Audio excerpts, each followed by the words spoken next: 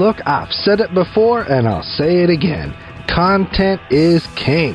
So if you have some content you need created, hit up iopvideo.com.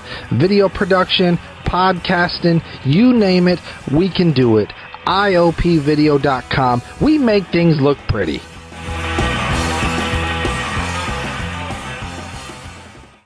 So anyway, we about to talk about Jada and Will, and oh, y'all don't want to talk about Jada and Will? Is it too personal? No, I'm saying, can you guys hear me? Yeah, I can hear you. Aside from not doing the podcast, we also haven't, I haven't really talked to you guys in like hella days, so this is weird, you know? Not weird, but it's because, you know, me and Joaquin would have like conversations almost every day for a while, or I would message you, Phil, you know? So yeah, it's kind of refreshing. It's kind of refreshing. We have a lot in the backlog, but it's nice to, you know, to dip in here and do this shit again. Yeah. No, definitely, man. Like, real talk. What like, I feel. Well, I want to touch on what you said. There's this dude on YouTube. I mean, aside from everything you can read about Noam Chomsky, there's this thing on YouTube you can watch, and it's Noam Chomsky going down the list of everything, every president. I love that video. You know what I'm talking about? I've seen like half of this shit on YouTube about him. Okay, well, that video is like he goes down the list of, I think we should probably save this some of this stuff if we do talk about. Okay, no, yeah, but I'm just saying for the listeners to go watch that video, because that video he goes down the list of every president, and like the ones, you know, for example, like Kennedy. I mean, of course, he wasn't perfect, but there's not a whole lot of bad stuff that supposedly he did, and he says that was one of the worst presidents, and he goes down the list of everything he did that was like, you know, war crimes, war crimes, and it goes down to, I believe, Bush or Clinton, and because you know it's an old video, but it's a really interesting video for anyone to watch. So I got a question. What's our Oh, hey, hold on, real quick, Gaspar. Yeah. I talked to someone recently who, I don't know if he talked to you, but we talked about hanging out next time he's in town. You know who that is? Who? The one of the 25% of three beans in a pan flute. Oh, cool. Yeah. Anyway, sorry. Yeah. So, what in terms of a time frame? How long are we going to record tonight? Do we know? Oh, Jesus Christ! Oh, excuse me. I mean, I would probably say hour and a half. So around 9:45. Hour and a half seems like a good number. Okay. Yeah. Cool. Well, unless anybody has something else to say, we can get started. All right. Welcome to the Voice Party, everybody. We enjoying this coronavirus vacation with the one and only Gasper Bernal. Gasper, say hi to the people. Hi, people. I'm not a guest. I'm actually one of the hosts, but thank you for the intro. I'll simply say there may be a moment where I have to put the phone down to escort Grandma back to bed at some point during the next hour and a half, but, you know, but other than that. And there he goes. He'll be back. He'll be back. That was epic. Oh my God. This episode is not brought to you by Metro PCS. That should be on the intro. That is the intro. Hey, at some point I'm gonna. Hey, the government's after me. If I just. Oh shit! All right. Actually, we will need him. Fucking. You know what? Hold on. Yeah. You don't come on as often, so when you do come on, it's like you're a fucking guest. You're funny. You're hell funny. I mean, Gaspar. There's only one of us whose presence in the intro video is questionable. Yeah. So, yeah. But anyways, we got a very special.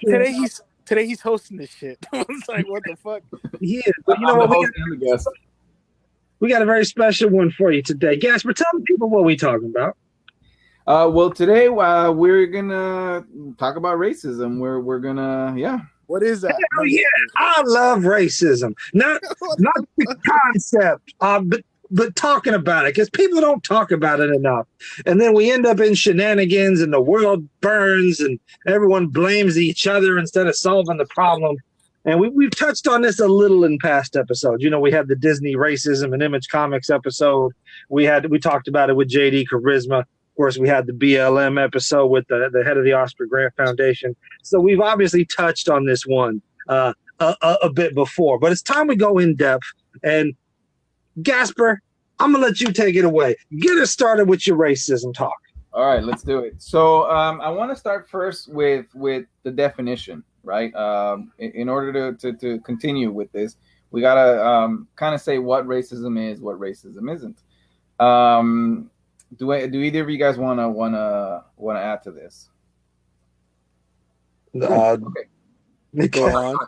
Go on. I think actually, honestly, this question, I do have an outline that I'm going off of, and this question would have been perfect for. Oh my God! You brought a script? Yeah. Okay. Not a script, an outline. I'm just kidding. I'm kidding. Okay, so I'm no expert, and I definitely came into this to understand this problem as an adult. As a kid, I didn't really understand, and I didn't really understand why. The main reason is because I'm light skinned, even though I'm a Latino and I do experience racism. It wouldn't be the same as a Latino who's dark skinned or an African American, right? And so it wasn't until I was an adult, and it wasn't really until I went to college where I started to understand what it really is. Because when you're growing up, as a kid, especially with what we were taught in school, where it's like you think racism means that like Black people try and go into a restaurant, and then there's a sign on the restaurant that says whites only, or things like that. And that's not the whole thing. And what I've come up with is that really it's kind of access to resources. If you break it down, if you break things down by race, then you would see, for example, if we were to take what is it, 360 million people in the U.S., and so if you were to create a pyramid, 3 parts, right? The bottom part is made up of people who make between $0 and $50,000 a year. The middle part would be the people who make between $50,000 and $100,000 a year, and then the top part would be people who make between $100,000 and up, right? If you were to fill in those 3 parts of the pyramid, you would find it that at the bottom, African Americans and Latinos would be disproportionately represented. So I think African Americans make somewhere around 13% of the population. And so if you were to look at that bottom, it would not be 13% of the bottom population. It would be more. I don't have the numbers.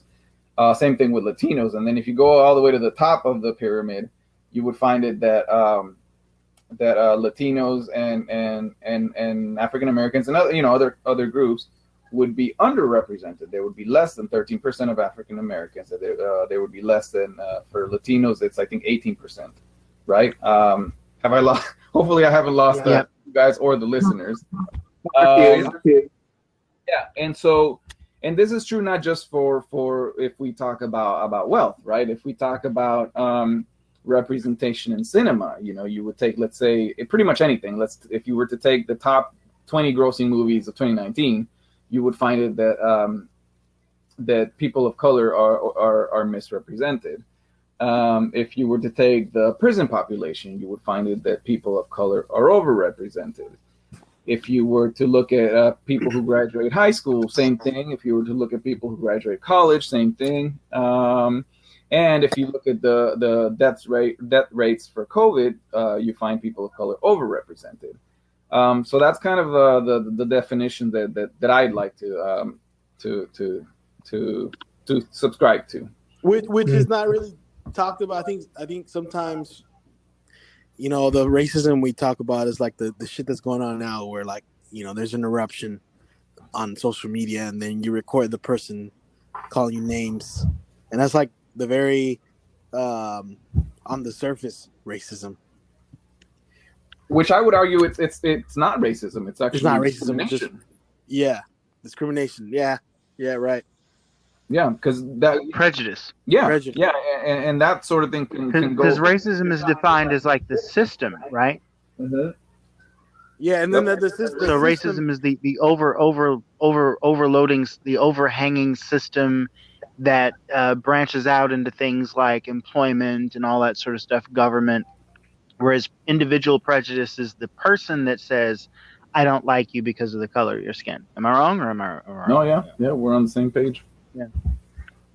Which usually someone who dislikes you for the color of your skin. You know, I mean, like in those, like a lot of the videos that we see on social media, they don't have power over your life as some of the racist system in place does. And unfortunately, like you said, JD, that's the argument that's in the forefront, right? That gets talked about more, discrimination. And so because can I quote something real quick? Please. Just this is from I've talked about him before, comedian Dick Gregory. It's like, if the KKK, for example, the KKK couldn't help you even if they wanted to, even if they liked you. And he's talking about the system, the systematic racism. Yeah. So I'm sorry. Go ahead. No. I think that's a generous quote, because that implies that the Ku Klux Klansmen cannot gain any kind of legitimate political influence or economic power. And I think that since it's a movement that requires a certain level of secrecy, we don't know who's under those hoods. There could have been former presidents under those hoods. We actually do. We do know that it's made up of police officers and politicians. So people in power do tend to be in the KKK. Right. I just mean like the statement of, even if they liked us, they couldn't help us. I'm like, that's implying that they couldn't be in power, and I'm like, well, no, I'm pretty sure there's some that are, but they're in secret, a lot of them. You know, they're not all public like David Duke. I think the point of what it's saying is, you know, it's the system itself is designed in a certain way. Even if, you know, whatever, you have allies somewhere, the system is in place, and that the system's the one that is set up to fuck you over. Yeah, so if there was like one KKK member that was like, you know what, I think I want to help people, he or she wouldn't be able to, like. Right. Yeah. So back to what you said about how most people are talking about discrimination, not really about systemic racism. Because of that, we have the counter argument of reverse racism. And you know, I heard this when I was in high school. And it's like, when you hear it, it makes sense. Like I got punked by black kids all the time in high school, and I thought, like, okay, it's them versus us. Yep. And you know, it isn't until I was an adult, till I was out of all that violence, that I can kind of look at it with a clear head, and it's like racism had nothing to do with it. Like, obviously, kids kind of tend to get into groups of people who look like them, but there was no system there to oppress me. It was really it wasn't that. It was probably toxic masculinity. Any thoughts on that? I mean, you and I don't know any of the African Americans that may have picked on you, but and I don't know where they were from. But I get the sense that people who are from certain urban areas end up growing, and like I said, I went to don't know these people. Okay, we went to DA. Richmond kids, right? Mm-hmm. Basically. Yeah. All right. Maybe some Elsa Browning Pinole kids. Yeah. Well, you know, those of us, the violent ones were, I think, from Richmond. And I was from Richmond too. In particular, I think kids from North Richmond nowadays, a lot of them go up to DA. Oh, do they? Really? I think I heard that somewhere, but I don't quote me on that. Well, I mean, yeah, obviously you can't help but quote me on that because I'm on the radio. But you know what I mean, slightly off the record, unofficially, I think I had heard there was like a shooting before COVID-19. It was like 2019, I think. There was a shooting up there at De Anza, the sports thing, I want to say. and it had something to do with the conflict of that old Central North conflict had poked its ugly head up again. But I bring up Central and North Richmond to say that, when you are in an environment, an impoverished environment, and since we're talking about systematic racism, and you mentioned the overrepresentation of people of color in the prison system. What you have is a situation where people of color are oftentimes charged more harshly for the very same crime that a white person, a non-POC, would commit. And like the non-POC person may get like a slap on the wrist. The person of color is going to get the book thrown at him. You know what I mean? Like a person of color is caught selling crack, they're going to jail. The other guy, we're going to get that person some help. That person's going to go to detox centers or something. You know what I mean?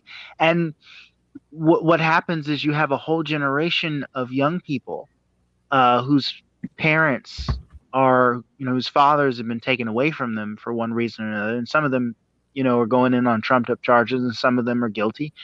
But you have a bunch of kids who are just sort of banding together in groups and trying to figure out who's toughest, because your survival instinct kicks in, and you're like, well, the older guys down the street are selling, so I'm gonna sell too. And then you have this interesting cycle of needing to show that you're stronger, or that you're the opposite of being weak. And a lot of times that actually breeds bullies. You know what I mean? Yeah. Like, so those guys picking on you are coming from their own cycle of violence from their own neighborhoods, I would imagine. You know what I mean? So, I mean, that's, like I said, I don't know those guys. Those guys could have been living in 2-story houses, and they were just normal bullies, because there's a difference. Bullies are bullies, but, regardless of the motivation. But you know what I mean? Like, it's Yeah. No, I get what you're saying. Yeah. I think we lost him. Really quickly, I did want to say that I started this book. I didn't finish it. Called "Between the World and Me" by I'm gonna say this wrong. Tane. What's the name of the book? Between the World and Me. Between the World and Me. Tanehisi. I know I'm saying it wrong. Tanehisi? Taneshi? Coates. I don't know. I blame the parents on that. You'd be giving your kids names you can't pronounce and then expect them to not turn out scarred. So don't put yourself up, Gasper. That's fair. Anyways, Tanehasi. Tanehasi. That's what it says on Tanehasi. Yeah. Yes. Yeah. And basically, he like I said, I only read some of the beginning, but basically he talks about how society is very concerned with controlling black bodies, right? Arresting them, putting them in killing them with police. Sorry to interrupt real quick. This author has written Black Panther series. Oh shit. Okay. Yeah, I mean, I yeah. The comic book. Yeah. He's kind of a big deal. Yeah. And yeah, so he's talking about this and it makes sense to me. Like, let's say you grow up poor, you grow up with a pretty bad education, and all you know is that the cops want to hurt you, the society wants to hurt you, schools want to put you in detention. And to me, it kind of explains why the reaction to that is to become violent yourself. I never felt like that, like my body was in danger growing up, and I could be wrong, but I suspect that a lot of it has to do with my light skin. Anyways, so. Because not everybody is going to know you're Hispanic because of that, Right. From actually, I didn't hear that last part. I said from a distance, you kind of look like Weird Al. So you got that going. Yeah. And that's the whole, I guess, the notion that every Mexican looks like me. Like what I look like. Right. When in reality, we're very ethnically diverse. Right. Okay. So moving on. So this thought came up as we were kind of going through this before recording, where stereotypes, right? And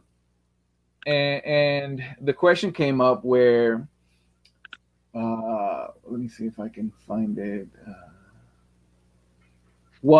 Is there an issue with positive stereotypes? So can we think of some stereotypes? Positive stereotypes, like Asians are good at math.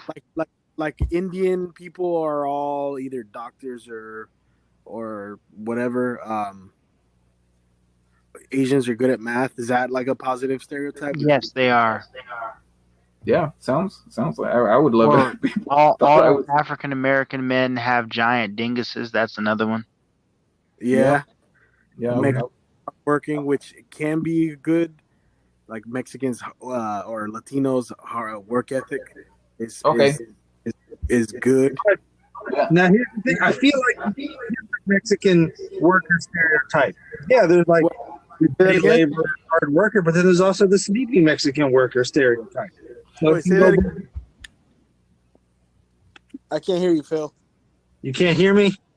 Yeah. Can you hear me now? I can hear you now. Whoa. Okay, what I'm saying is not to sound like a racist, but in my experience, here goes some racist shit. Go ahead, white man. It's like the classic phrase, with all due respect. With all due respect.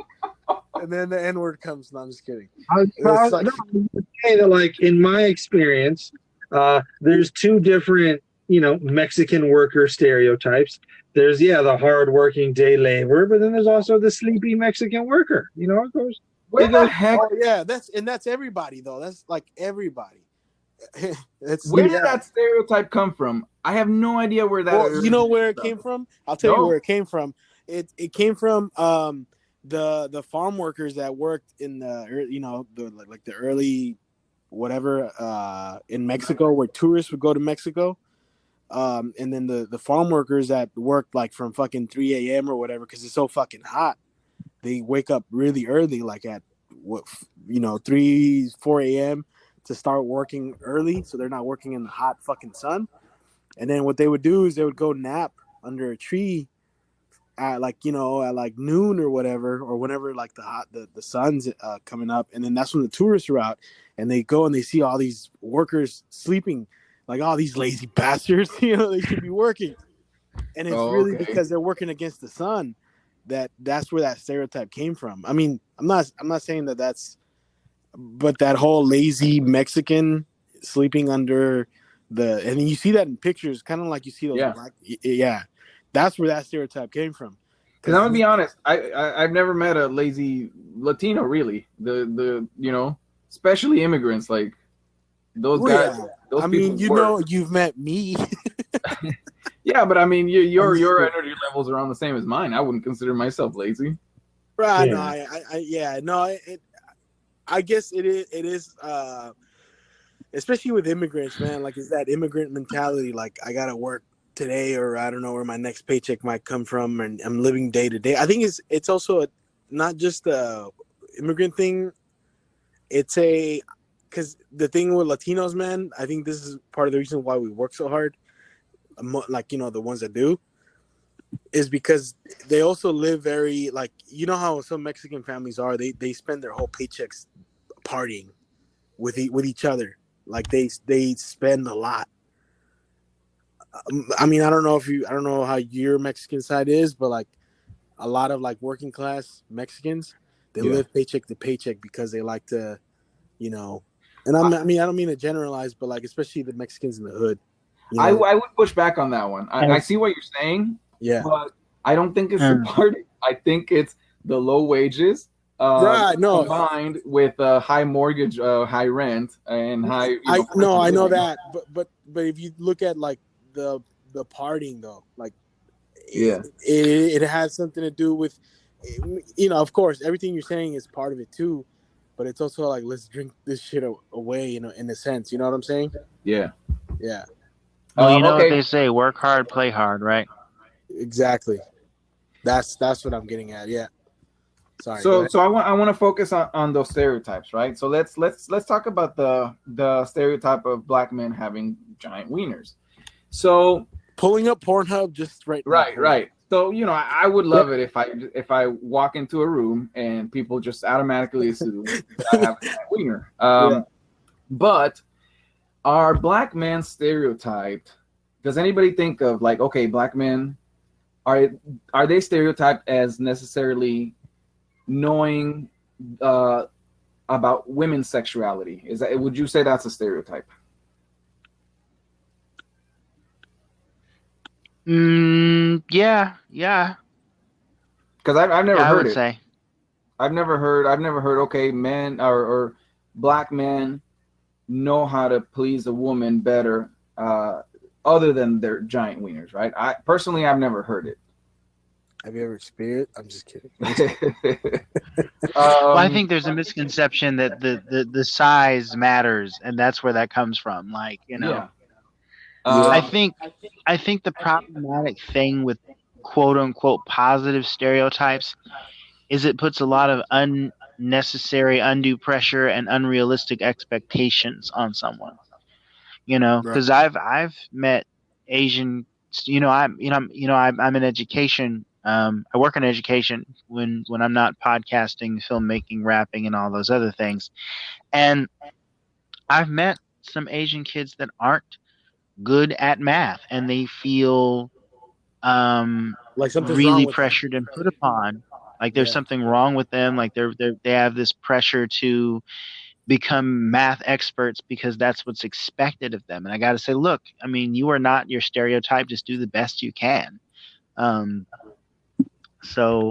then for a guy, that's a lot of expectation, to have if every woman walking up to you is thinking like you've got this, like an elephant trunk down there, and then you just have a normal size, something, you know what I mean? And the woman's like, I thought this was going to be.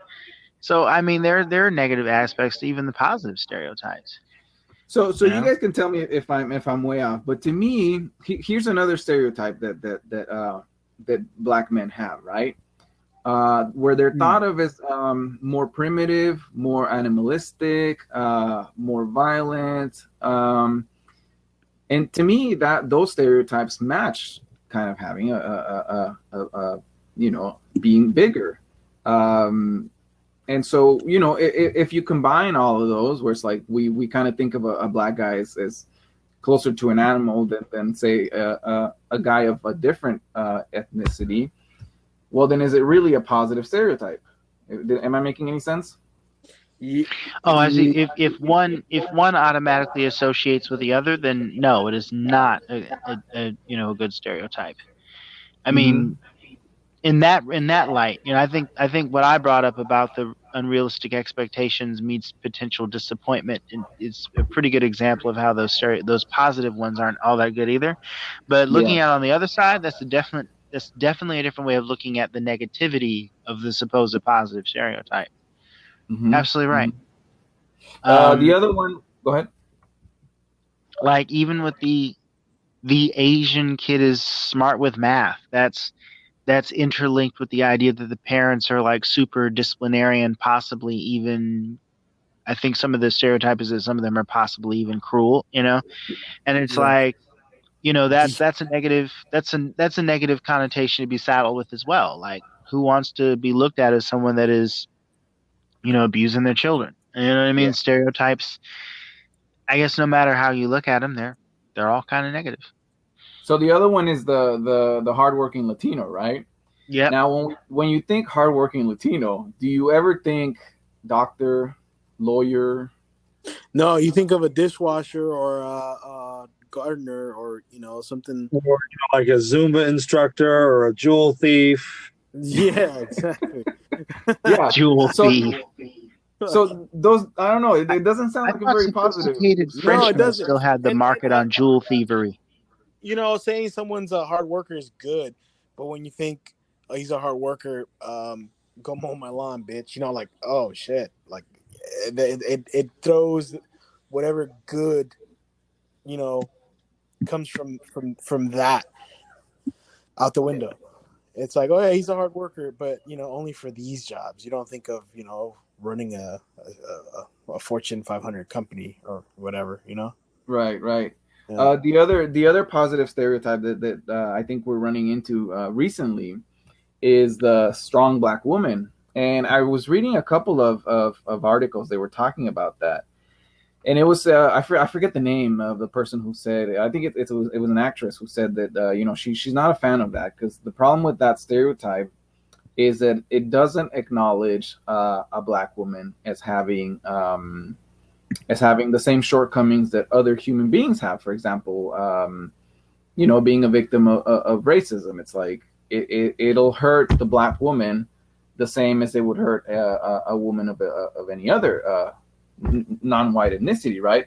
And so the strong black woman stereotype kind of says you don't have to worry about any of that stuff. Like, you are going to be able to pick yourself up from your bootstraps, regardless of how unfair society is to you.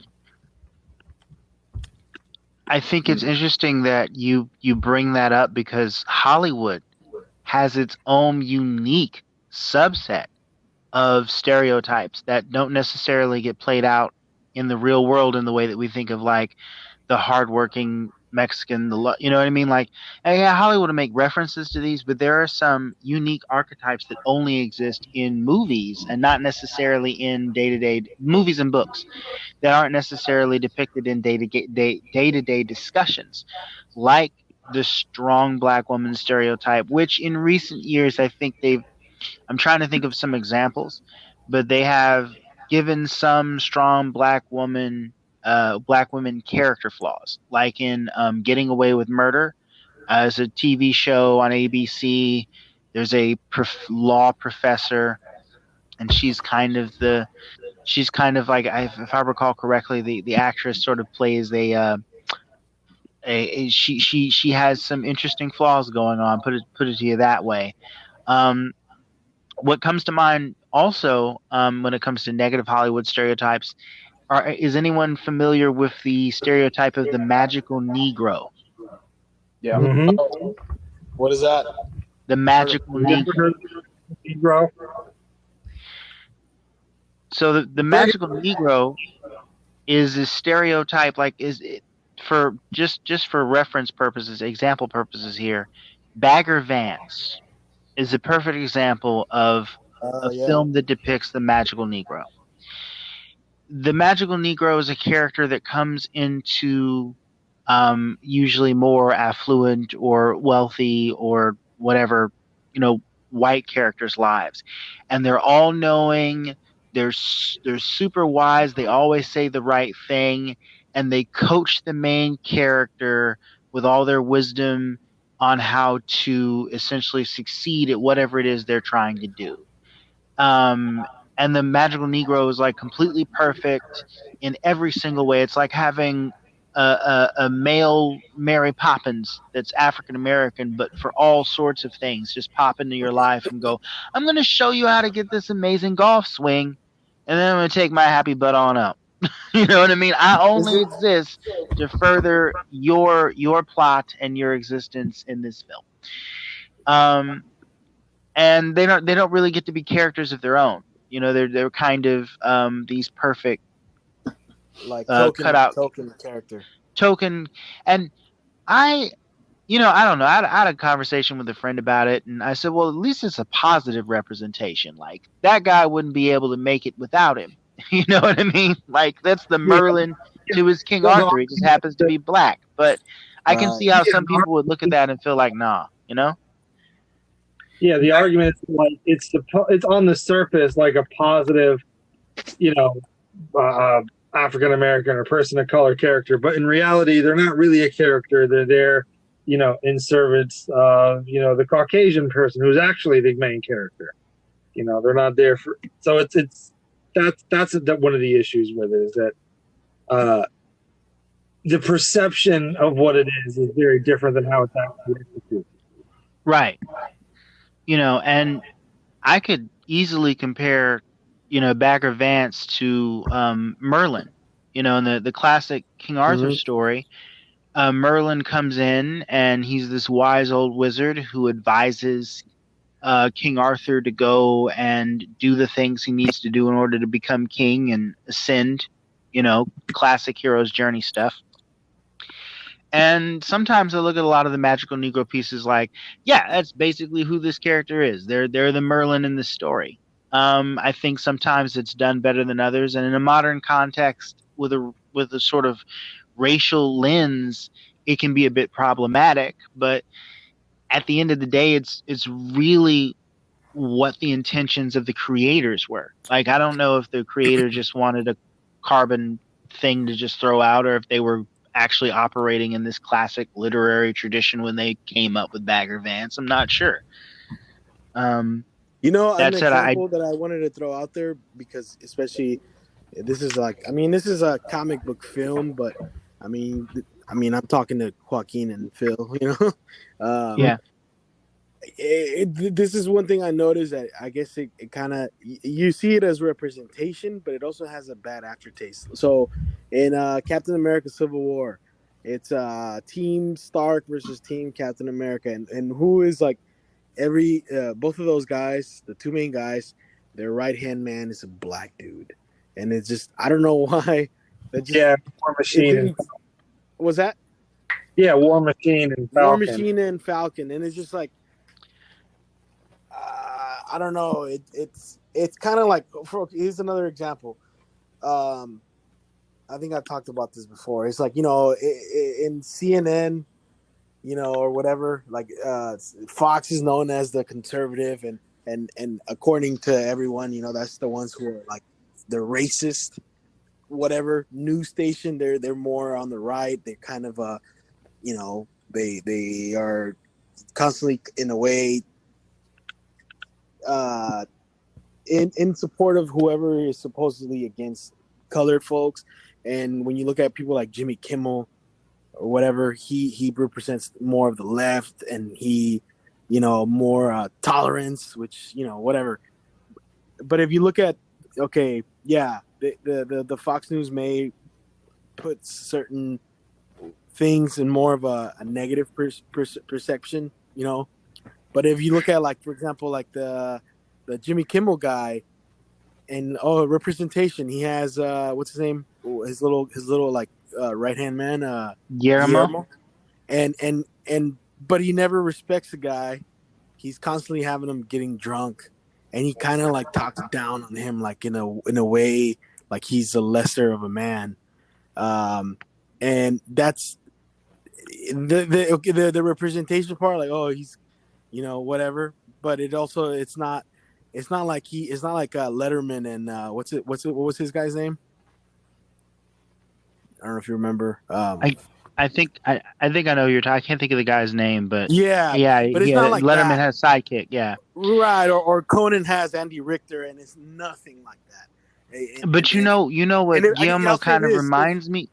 Oh, if he had like a co-host that wasn't like Guillermo, I don't think he would treat him that way. You know what I'm saying? Like that. I mean, I don't know. That's just, I see that, and it doesn't seem to me like, oh, he's there to represent my people. But you're just kind of you're constantly getting them drunk, and you're showing this side of us that's not. I don't know. It doesn't seem genuine to me, and it doesn't seem like a good representation. Well, especially in 2020, like, what it reminds me of? There is a classic musical group, and you may have heard of them. They're called the Rat Pack. I mean, I know you've heard of them. You're a Scorsese fan, and if I recall correctly, Scorsese does pay some tribute to the Rat Pack, old school, somewhere in the background of his movies. Am I wrong? Frank Sinatra, Dean Martin, wasn't Jerry, what's his name? Sammy Davis Jr. Sammy Davis Jr. But there was another comedian guy, Jerry. I forgot. Jerry Lewis. Jerry right? Lewis. Yep. Then there's a few other guys. I don't remember the rest. Right. But there's a routine that, and it's well known that, they took in Sammy Davis Jr. even during a time when, racism was acceptable in the United States.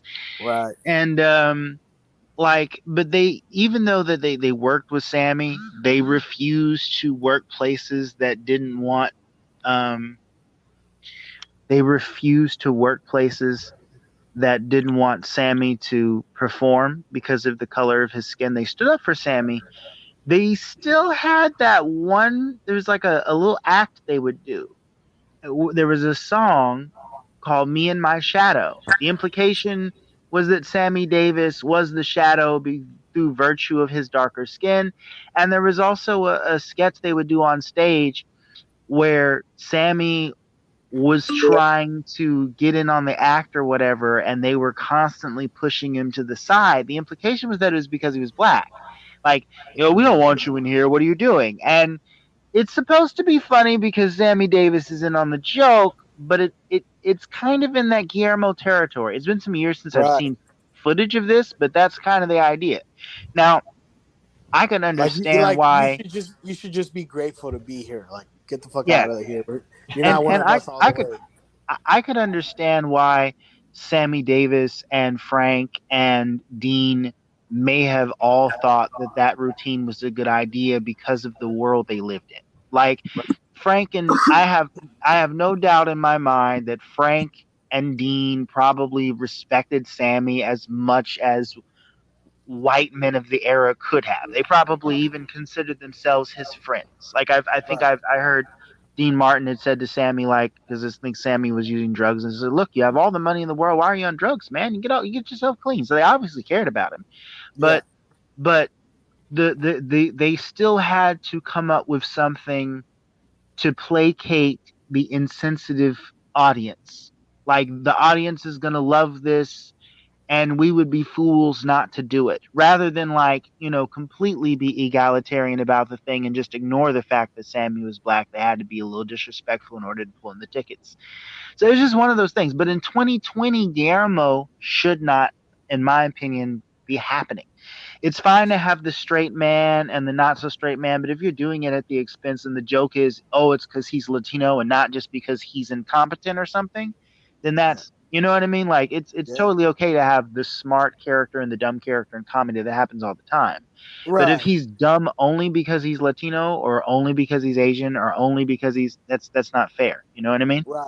And then if you watch some of the segments they have, it's constantly like it's not set. See, it's not. They're not stupid. They're gonna just say, "Oh, it's because you're Mexican," but it's implied. You know what I'm saying? Like I mean, maybe I'm overanalyzing something, but I don't know if you guys. I mean, you clearly see what I'm talking about. Like it's the you should be grateful you're here. Shut up and fucking play your role, kind of a thing. You know what I'm saying? Which it happens in many other. I mean, I just named one example. I mean, we could, there's. So, the skeptics listening to this, you might be thinking like, all right, get over yourselves. Things aren't that great if you're white. Well, there's plenty of stereotypes for white people. Can we think of some stereotypes for white people? Bill? Well, I mean, I don't really think there are any. Is there? Other than everything Jeff Foxworthy has ever said. Or that I have one that is not true. That fucking white people can't cook good food. Like, who created that shit? Like I think some of it. No, it's not that. It's not that white people. It's not the stereotype is that white people don't know about seasoning. Yeah, that's the stereotype. That's not true. But you know what? Like, I think, like what was it? I saw a meme when COVID-19, when people were rating the toilet paper and like hoarding, and the meme said, "I noticed that all the meat is gone, but the seasoning is still here. We know who's doing the hoarding." Yeah, I saw that. Isn't terrible? But I think, if anything, you could make that assertion specifically about the British, because historically, They have thanks shitty to the food. war. Look, well, there's a reason for that, because World War II happened, and they all had to have like their whole country went on ration mode long after the war was over, and they Right. just kind of got used to cooking a certain way. But over here in America, I think the problem may be that cooking at home has kind of dropped, and I know in the Fast African food. American, fast food has risen, and I know that in the African American households, there's still some hold to grandma's going to teach the daughters in the family how to cook, and maybe some of the more middle class, and I don't know, but maybe some of the more middle class folks just don't have the time because they're working more hours at their job, or they're whatever the case may be. But Yeah. so I don't but I honestly don't know where that stereotype come from. That's the biggest. I think everybody, regardless of ethnicity, um, if you can cook. I mean, the French are amazing. Well, except for the Yeah. British. Except for the British, The British are screw really them. I mean, shitty. I have some British friends. I love y'all, but So let's say you're a manager, right? And you're about to hire. You need to fill a position, and you get a Latino come in, and you get a white guy come in, and they're both equally qualified. And those stereotypes kick in, right? You're like, oh, I don't know, man. This Latino, he might steal from me, but I don't know about this white guy. He can't cook. Well, which one are you more likely to hire? honestly, if I were, depending on the kind of restaurant I were running, if I were really buying into stereotypes, I'd be like, well, we wanted to add, we wanted to add nachos and burritos to the menu, so I'm gonna hire Jorge. And if it's not okay, I would argue that most people are gonna not want to get are gonna want their place not to get stolen from than have a bad cook, especially if it's Right. not Well, a I mean, restaurant. it depends. It depends on what stereotypes you're aware of. Some people aren't aware of all of them. The point I'm trying to Some people make, don't buy in all of them. But I get your point. I'm sorry. yeah, is that somebody not knowing how to cook is not as harmful to white people. Another one is white people can't dance. How harmful really is that? Like, you're gonna get made fun of, and that's probably about it. How often do you have to dance? Right? Whereas if the stereotype is that you're violent, you're more likely to get stopped by police. If your stereotype is that you steal, same thing. Okay. So can I say something? No, yeah, the please. new stereotype that I would say that it kind of got like thrown out there in the last 15 years. I would say since the Oklahoma bombings is that white dudes are like more likely to be domestic terrorists. I'm glad that you brought that one up. Actually, that's a horrible stereotype. I wouldn't want that to be what somebody thinks of me. But when you look at the news coverage of say bombers or even mass shooters, it seems like.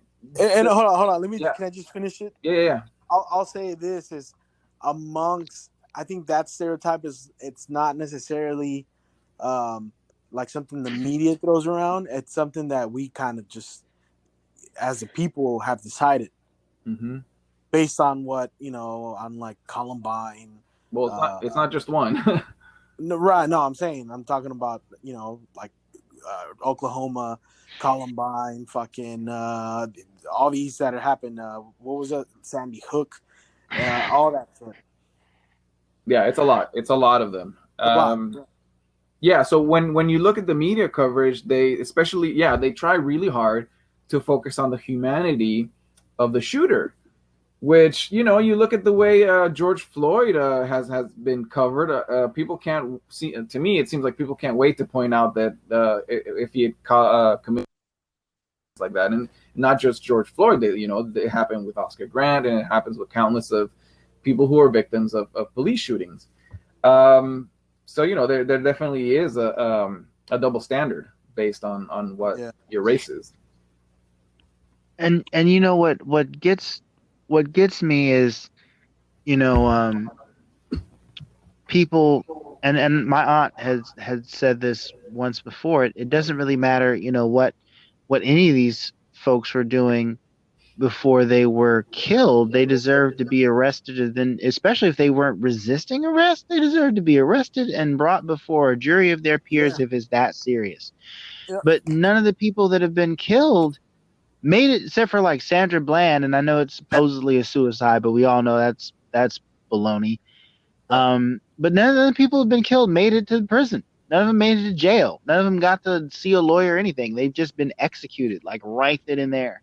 Yep. And that's good Lord. You know what I mean? Like, that's even worse, I think, than making it to trial and then a bunch of your peers finding you guilty, even though the evidence clearly says you're not. You know what I mean? Like, or even if you were guilty of whatever it was, like you've seen, some of you have seen Fruitvale, that fight that happens on BART train, the altercation or argument, whatever it was, something did happen. But by the time the train was stopped, Oscar and his friends they were just leaving. They didn't continue. They were done.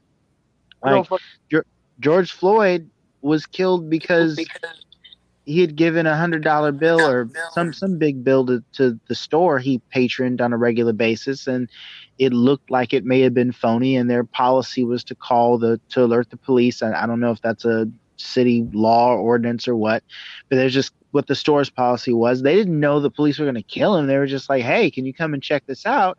Floyd probably didn't know that the $100 bill was fake. You know what I mean? And it's not like, Floyd was a part of the legendary DJ Screw rap crew. It's not like he was hurting for money, you know? So it's I don't know. It's that whole guilty before proven innocent. And even if you are innocent, too bad, you were just black at the wrong time. It's or Latino at the wrong time, shoot. Yeah. Okay. So, moving on to the next topic, is I wanted to talk about, white people playing, people of color in movies. The thing is, it's not just one movie here and there, it's happening a lot, and it's been happening pretty much, since the beginning, of cinema. And, one of the counter arguments. Viva Zapata is an example. Oh, okay. Of what? Marlon Brando playing. Oh, yeah. It's been going on for years. Yeah. Right. And so one of the counter arguments is like, if they do a good job or if there's nobody else for the role. There's theater everywhere, right? Anywhere that you look, there's going to be theater. Also, like, there's if you talk about, say, I don't know, the Southeast Asian population, like, it's a huge population, right? They're gonna have theater all over that place. There's gonna be people with talent in that region, and you could pretty much say that about any region, right? And so if I wanted to make a movie about, say, I don't know, the Samoans, and I'm like, oh man, I don't know any Samoan actors. I guess I'll do my best to look to. I have the hair, so I'll just play a Samoan. Naturally, there would be backlash.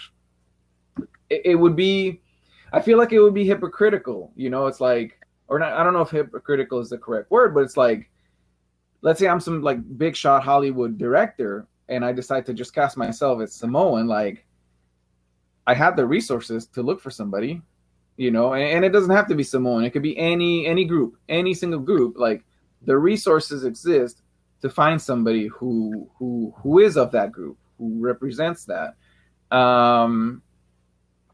Yeah. What if? Well, blackface. I'm not defending it at all, by the way, but blackface goes all the way back to Shakespearean days. Because they, and then during the Shakespearean era, I can kind of, these actors back in those days, women weren't allowed to act, let alone, and you probably couldn't find actors of people of color in the British Isles during Shakespeare's day. because the people, if there were, and there were people of the African diaspora in Britain during that time period, they were rather marginalized from my understanding. Like, they weren't lining up to become actors. Neither was the Globe Theater looking to recruit them per se. But Othello, being Shakespeare's only play starring a black character, and a really good play, I may add, over the centuries has had multiple people in blackface until modern times, where people of African descent started making their way into becoming professional actors. But that blackface sort of tradition carries over from there. It carries over from the minstrel shows, and I can't forgive it. But I can understand how in the early days, when everybody thought it was permissible and they just didn't want to work with black actors, why they would go, okay, well, we're going to put blackface on, even though the times when they did put blackface on, it was demeaning. Amos and Andy, which was like a comedic radio show, which is not necessarily blackface, but white people pretending to be black over the radio. You know what I mean? Going all the way back to like the 30s and 40s. It's been a standard for so long, and people often forget that African American actors, as an institution, as a thing, is still kind of recent. You know what I mean? Like, it's still respectable. To that? Yeah. I don't know if you know who Stepin Fetchit is. Yes, I know who Stepin Fetchit is. He's like one of the first black actors, and he was billed as the laziest man in the world. He played the stereotypical, like Negro. lazy Negro back in the days, and he's known as one of the first black actors to be in white films, and he died in 85, dude. Like, that's not that long ago. When was he acting? I mean, he was born 1902. Yeah, it's not that long ago at all. In the 30s to the 70s, that's when he died in 85. So, I mean, that's 5 years before I was born.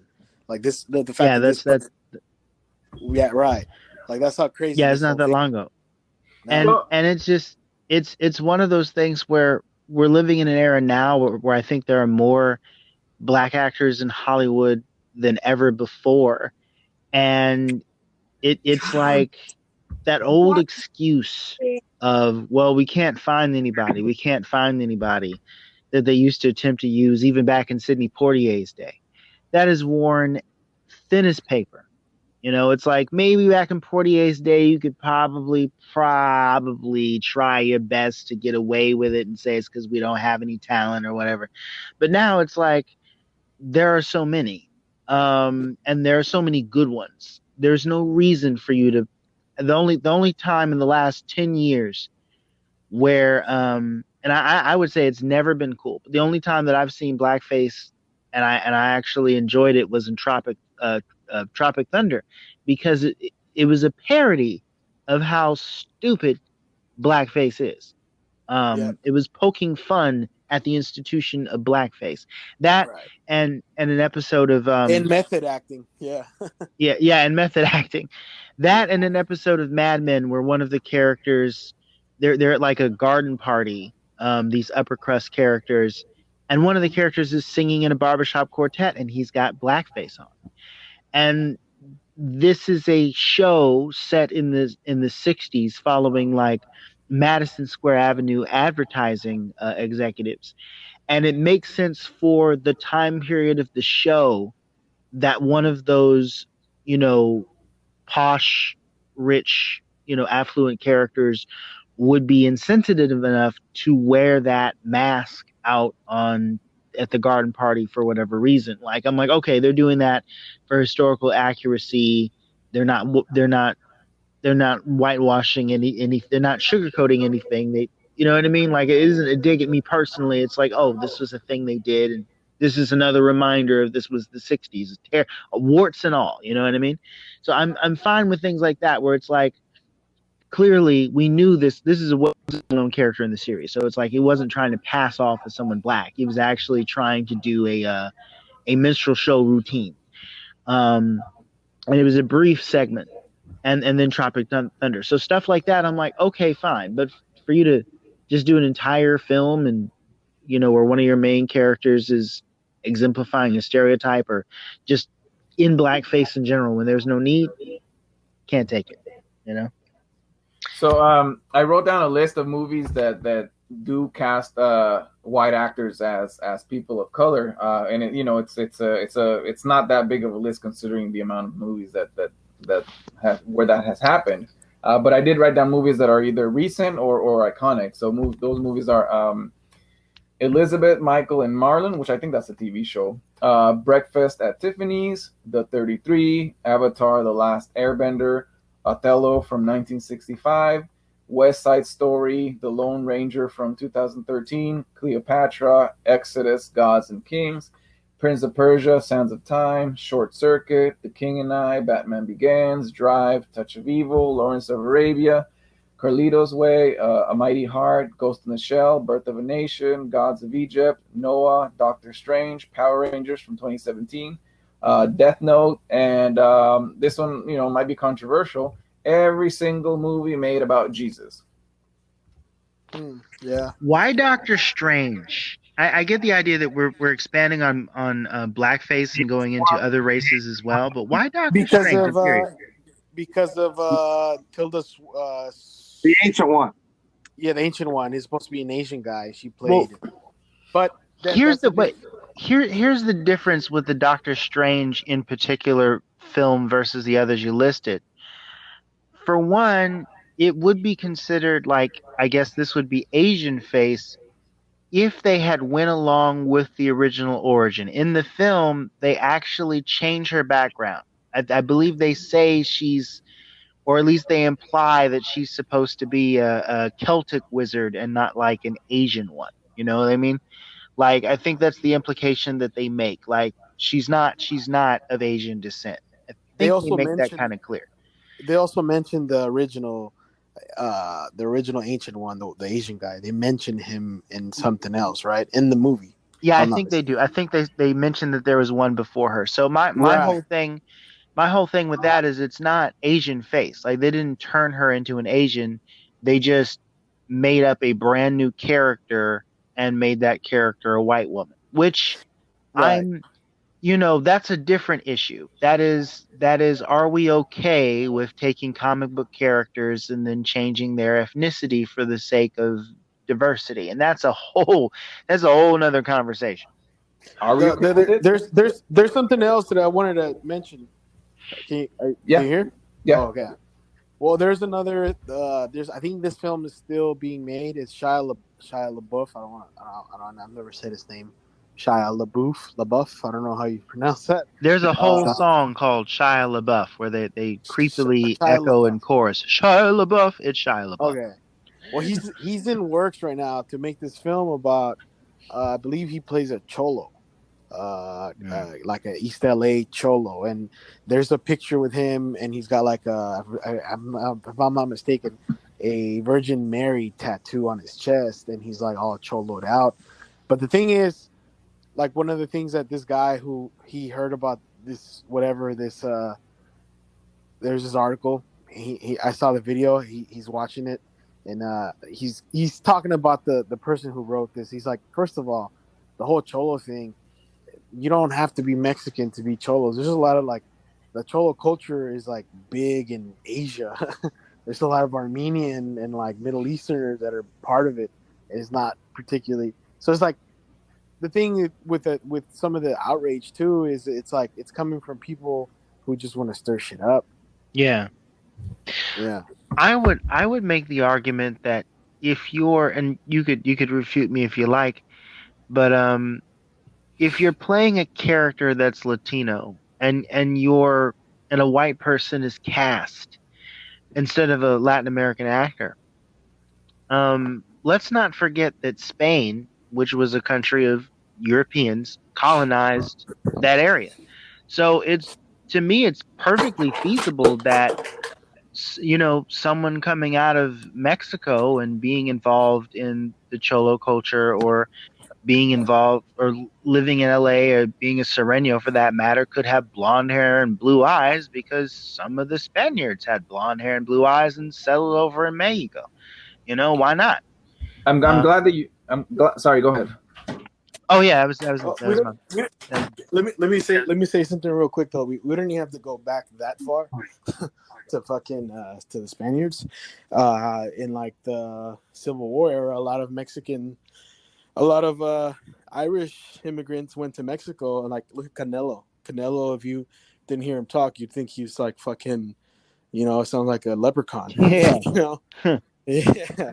So, and it's like, go ahead. So in the overall, let's think big picture, right? Let's go all the way from the top of Mexico, the border between Mexico and the U.S., and all the way down to South America, which what is it, Argentina? Anyways, if you take that whole landmass, when you compare the amount of Europeans that came to the amount of well, let's say call them Indians, the Europeans weren't that many.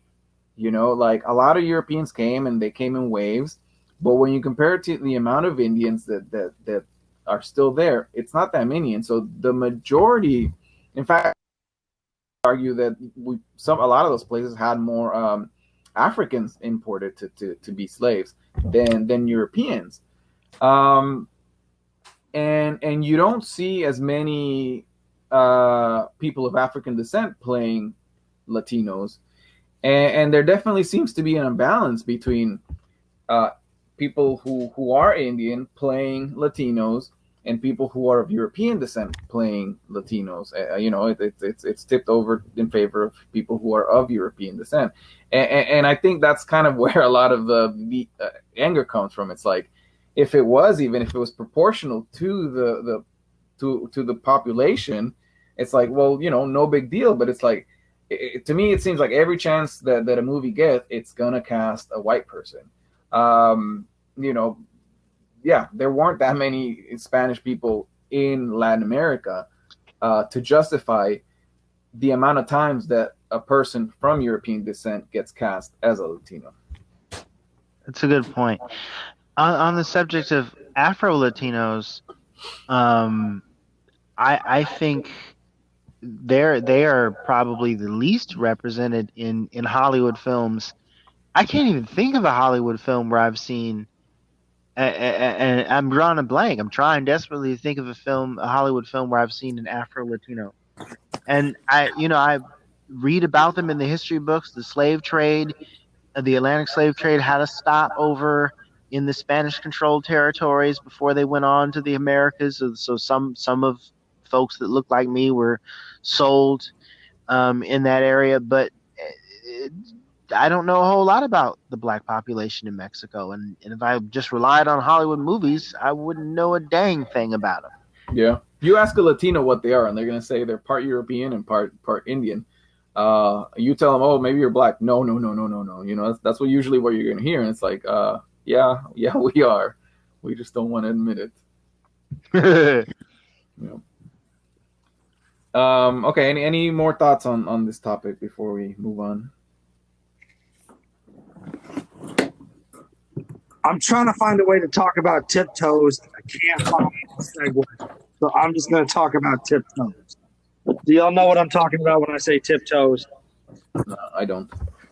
So Tiptoes is a movie about little now, people. Your breakfast, right? You mentioned Breakfast at Tiffany's in your list, right? Yeah. Me up. Remind me, what was the sin there? Was it an Asian character? Yeah, it was played by a white guy, and it was very stereotypical. I think Mickey Rooney, right? I don't know the actor's name, but I think the character was like really dumb. Yeah.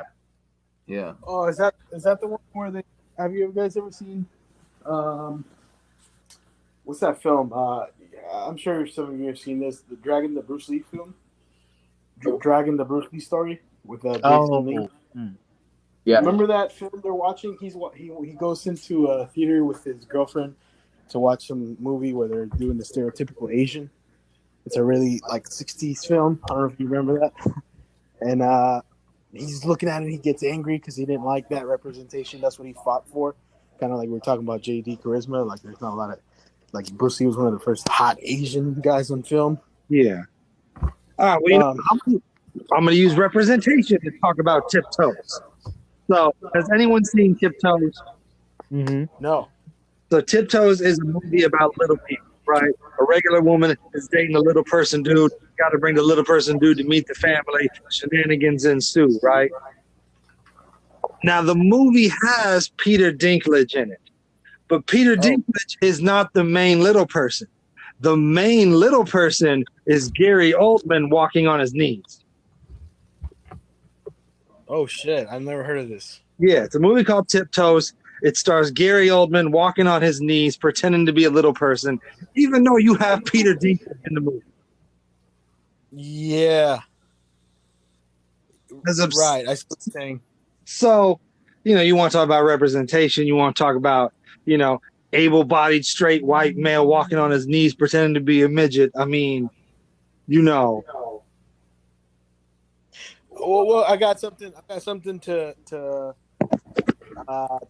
touch on that. I mean, you guys are familiar with Bill Burr. Yep. Yeah. Oh yeah. You seen his latest special where he talks about that? Refresh our memories. It's called Paper Tiger. One of the I think we watched it at my place after a session a long time ago. Anyways, one of the bits he talks about was about how some actors are portraying stuff they're not, and one of the examples he gave was Bryan Cranston playing a paraplegic. Oh yeah, yeah. I think I did see that. Yeah, the bit is basically, that there was people who were outraged that able-bodied person was playing a paraplegic, and he's like, "Yeah, it's called acting." It's like, is the right guy for the job. Because of good actors. Like, I don't understand why people are getting upset with stuff like that. It's like, how did you get this role? Well, so I fell in the pool and I was paralyzed from the head, and he's like, he goes on about like the how he finds it ridiculous that just because you're not a fucking disabled person that you're getting roles to play a disabled person. Another example was Jared Leto. He played a gay prostitute, transsexual prostitute in this film with I believe it's called Dallas Buyers Club, and he's doing press for this film, and they asked him, someone said you're a straight person playing a gay person, like they kind of want to, they're kind of like trying to make him feel bad about it. And he's like, well, what about when a gay person plays a straight person? Would you have the same outrage? And then, they kind of just, I think they just kind of back down from bringing that up to him. Because I don't know, when it comes to race, it is, I don't know, it's a complicated issue. If you're not a quadriplegic, should you be able to play, this role? I would argue that that the type of argument that Bill Burr makes makes it seem more complicated than it is, right? So let's take ableism, for example. If we were to make a pyramid, right? Same pay scale, right? 0 to 50 on the bottom, 50,000 to 100,000 in the middle, and then 100,000 and up on the top. And then we were to fill it up with people, and we were to kind of look, okay, what percentage of people who have some kind of handicap are they overrepresented in the bottom, and are they underrepresented in the top? And my guess is that you would find that would be the case, right? People with disabilities are going to be overrepresented in the bottom and underrepresented in the top. And if you take that same pyramid and you put people for their sexual orientation, my guess is that you would find people who are part of the LGBTQ at the bottom and overrepresented, and the LGBTQ underrepresented at the top. In fact, you can look at, say, let's look at something that's more transparent than income. You look at politics. You look at the House of Representatives, you look at the Senate, and you look at presidents, right? You don't find very many who are part of the LGBTQ. And so when you think about that, we look at representation. It's not that, it's people that aren't this thing are playing this role. It's that people who are overrepresented at the top of that pyramid are playing roles that aren't really theirs, right? It's not that you're going to find an equal amount of movies where a gay guy plays a straight guy as a straight guy playing a gay guy. Usually, or what was the other one? Ableism, right? Usually you're going to find that what happens more often is somebody who does not have a handicap is playing somebody who does have a handicap. And it's the same thing with race, right? It's usually white people who are playing people of color. Personally, that's where the anger comes from for me. If it was like, you have I don't know who, I can't think of a name, but like, it's like, okay, you have black people playing all these like roles that were meant for white people. So what's the big deal? It's like, in fact, you could look at like when they were trying to make, I forget the guy's name, a black actor, they were trying to make him James Bond. Like, people were upset. Yeah, like there was an uproar over that, and if I'm not mistaken, they actually went back and were like, okay, well, we're not going to cast him. So it isn't that like, it's people. Yeah, like I said, it's not that people are playing roles that aren't there. It's usually people who do represent that top of the pyramid are playing roles that aren't theirs. I would say this,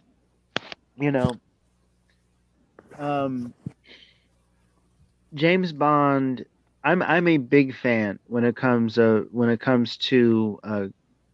film and television, of sticking close to the source material, as close as you can. And Ian Fleming's James Bond character is British. At the end of the day, he's a British character in those books. Now, you could, I've read a little bit, like I've skimmed through it. I haven't read an entire James Bond novel, but of what I can glean is that his character is British in manner. He's described as having dark hair and brown eyes. You could get away with casting an African American in that role, even though it was written at a time when they weren't very prominent in the British Isles. However, I think one argument I've heard a fan make about making James Bond of African descent is that traditionally Bond films, they're spy films. So you can't have Bond running around in Europe if he's of African descent, because he'd stick out like a sore thumb, the thinking says. But I argue and say, having a black James Bond, if you're starting over, if you're creating a brand new James Bond from scratch, like you're doing a whole reboot, I think that's totally fine.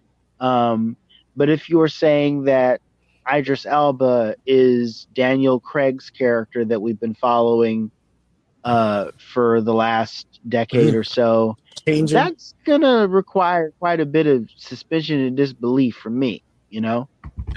And if you're going to cast an African American James Bond in like a 60s retro setting, then you might have to change the locations. Maybe have him go through Cairo, the French-controlled Congo, Africa, the Middle East, maybe Brazil or something like that. But in a modern context, there's people of the African diaspora everywhere. You can totally have a modern day James Bond going through France and not batting too many eyes in the year 2020. But to that, I would say, why do you even need to make James Bond, to give James Bond a black actor? Just come up with a brand new franchise, instead of him being 007, make him 008. It could be So it could be a Jason Bourne style, like the Jason Bourne series. Jason Bourne wasn't a guy; it's just the way they trained the soldiers. yeah, I mean, you know, Yeah. you could have a separate but equal franchise. right, and not make it a 008 because then it'd be like, this is not as good as 07.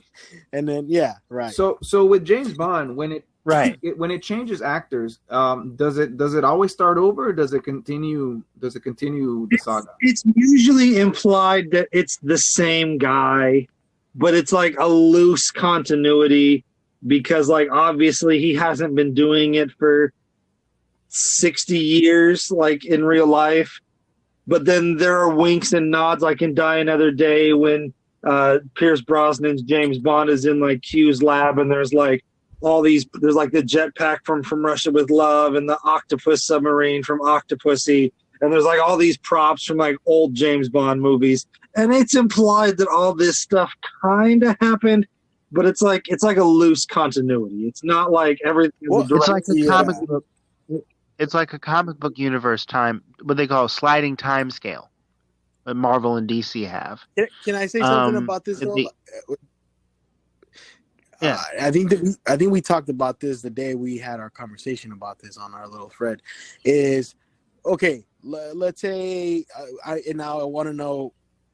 It's a 2-part question because I also want to know what like you guys think about how they were in talks with what's his name? The guy that that was just a rumor. No. I don't know if that was ever cool. No. The guy that what's his name? Michael B. Jordan wasn't.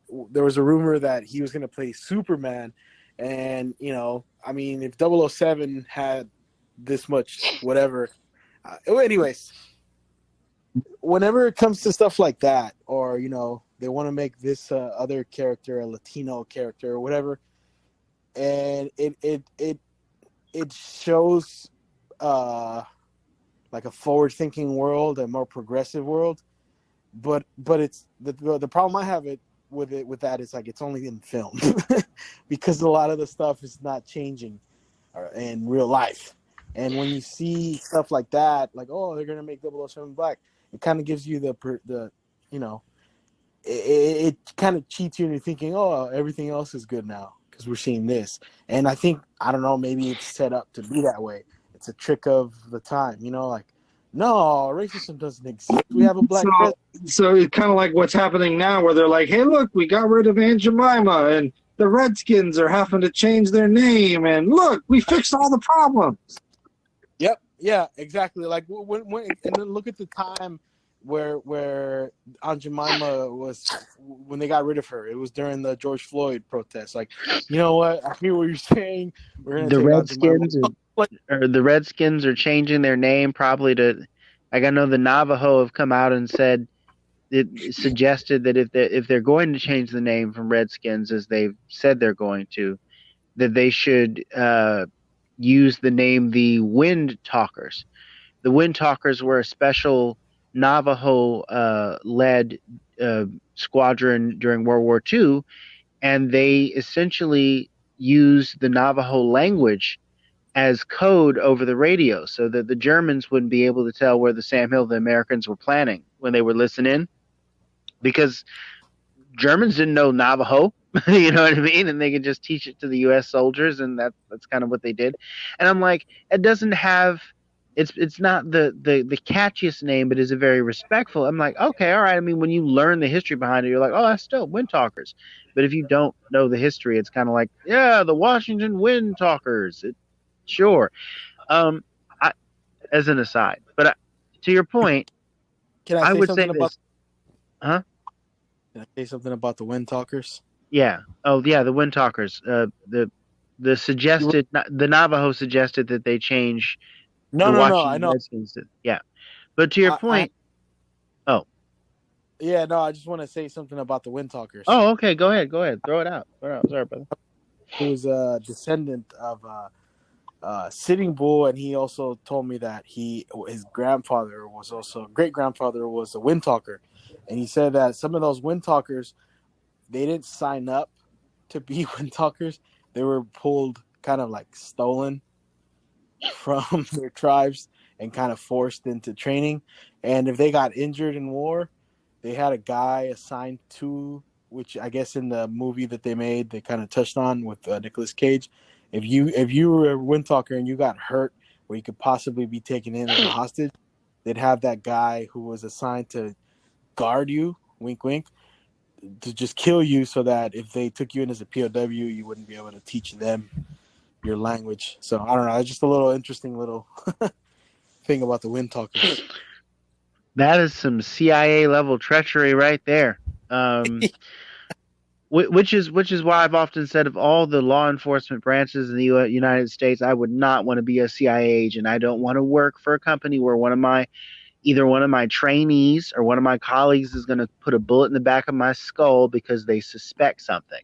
No trial, no, you're fired. Just he knows too much, and he's been acting a little funny with some of the stuff he's been saying lately. So we're just going to shoot him in the back of the head. No, thank you. Yeah.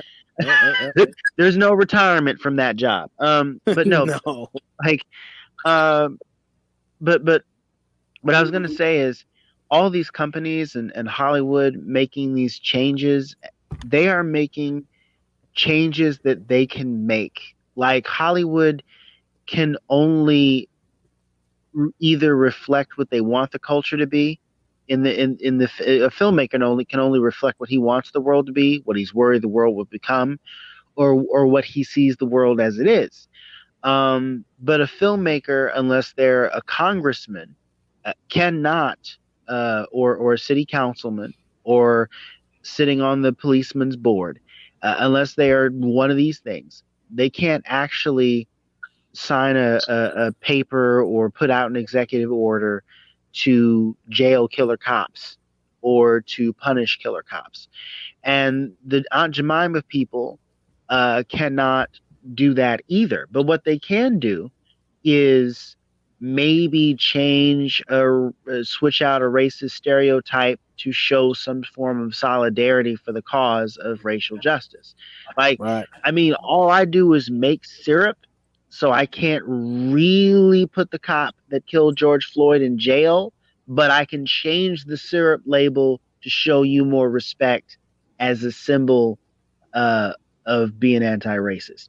You know what I mean? So these companies and these promotions that are making these changes are either doing the best they can to put a PR campaign out against racism, or they're just doing the best they can so we keep feeding them money without any recourse. It could be a bit of both. It could depend on which executive made the decision, but it's not like, you know, we can't really get frustrated with these people who are doing this, because they're not linked up to the police. You know, they're not linked up to the court system. They're not linked up to any of the institutions that matter. I think the only example of this sort of trend of trying to appease that doesn't really hit the mark is that, you guys familiar with the Karen law?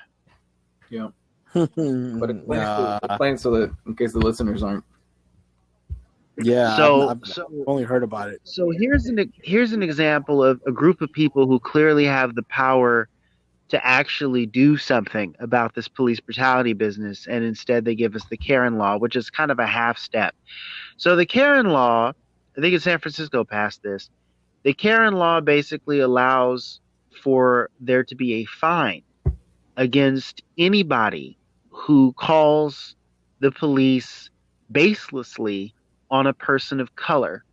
Like if it's sort of like a kind of a hate crime, but with a fine, and it's basically, you know, you've heard stories of various, it's like a couple of white women who have seen black people minding their own business, doing something completely innocuous, neutral, and then they're like, oh, I'm calling the cops on you because you're barbecuing in the park, or I'm going to call the cops on you because you were walking down the street.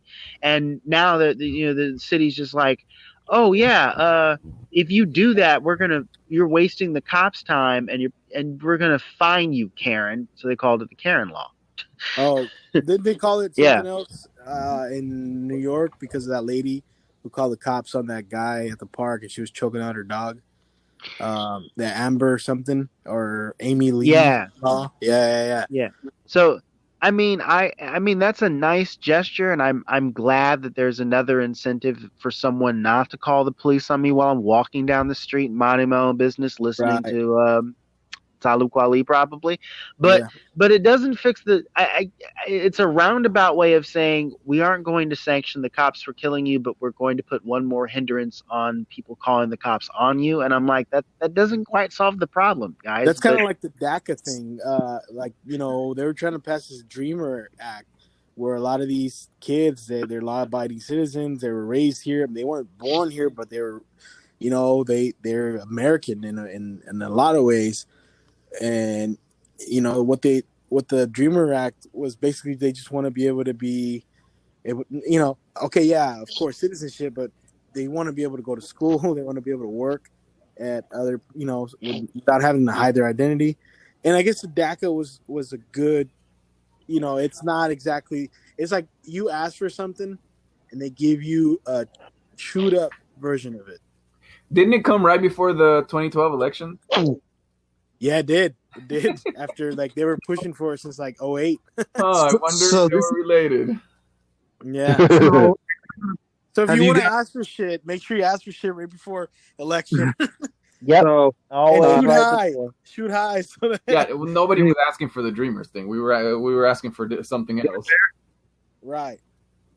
So anyway, that's similar to, like, have you guys heard what Berkeley's solution for curbing police brutality is?